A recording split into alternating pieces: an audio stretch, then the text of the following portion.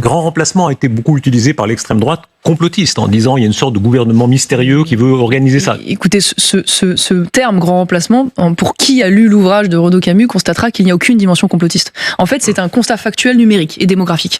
Alors oui, tout le monde tourne autour du pot, chacun trouve des termes. Alors un coup c'est submersion, un coup c'est invasion, un coup c'est grand dérangement, grand déplacement, grande transformation. Bon, à la fin, ça veut dire la même chose. Certains vous diront pardon qu'il est taché de sang parce qu'évidemment, par exemple, le tueur d'Utoya le revendiquait. Donc c'est vrai que grand remplacement a une charge très extrémiste. Quel que soit le mot qu'on mette derrière, la réalité statistique, elle est celle-ci. La réalité statistique, c'est qu'on n'a jamais eu autant d'entrées légales par an. Environ 500 000, l'équivalent du département de la Charente et de la ville de Toulouse. Et on n'a jamais eu aussi peu de naissances.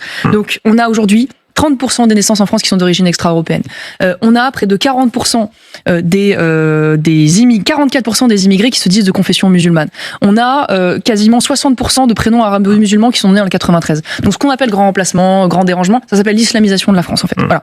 Et que la réalité, je vous le dis, statistique, c'est que si on continue sur cette trajectoire, demain, en effet, les Français qu'on appelle d'origine française, de souche, qui sont le porteur de la culture aujourd'hui dominante européenne, peuvent être minoritaires. Mais Marie Marchal, comment changer ça? Pardon, regardez la courbe. Mais juste parce que personne ne le dit dans la vie politique française. La réalité, c'est que l'islam, quand il est dans une situation majoritaire, devient hégémonique. Et donc, imaginez qu'on puisse faire cohabiter demain une communauté de confession musulmane devenue numériquement majoritaire, ce qui est une perspective possible en France en conservant l'identité française, c'est faux. Voilà, la France aura le même nom, elle aura peut-être les mêmes frontières géographiques, mais ce ne sera plus la même personne. Oui, mais comment voulez-vous faire? Des musulmans qui viennent en France ont bien le droit d'être musulmans. Vous n'allez pas leur dire, vous arrivez en France, eh bien, c'est vous là... pouvez être français, mais pardon, la religion, vous devez la laisser à l'extérieur. Ils sont musulmans. À ceci près qu'on peut quand même cesser un certain nombre d'accommodements raisonnables, on peut peut-être cesser aussi les investissements étrangers qui participent de l'islamisation de la France, mais au-delà de ça, la première chose, et je viens de vous le dire, parce que les deux sont corrélés, c'est la question de l'immigration.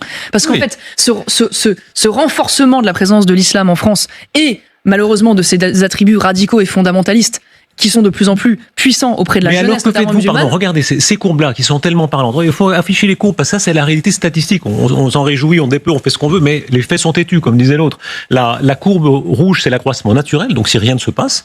La courbe jaune, c'est le solde migratoire, et on voit bien que la croissance n'a lieu que par la migration. Alors, le président de la République avait parlé de réarmement, c'était quoi, des enfants, le nom m'échappe maintenant. Enfin, il fallait faire plus d'enfants, quoi. Voilà. Ça marche pas, ça a rarement marché. Le problème, c'est que si vous voulez, vous partez du principe que l'immigration soutient la croissance. Mais c'est pas ce que disent les chiffres. D'ailleurs, depuis qu'on a une immigration de masse en France, on n'a jamais fait aussi peu de croissance et on s'est jamais autant approprié. La croissance du nombre. La croissance du nombre, mais ça c'est autre chose. Oui, mais le problème c'est que vous avez quelques chiffres, je les ai sous les yeux à l'instant.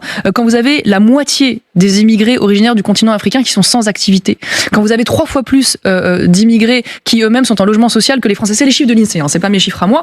La réalité aujourd'hui, c'est que nous importons une immigration à bas niveau socio-professionnel qui pour l'essentiel est une immigration familiale, d'ailleurs étudiante, et sans emploi et sans activité. Donc elle pèse en réalité.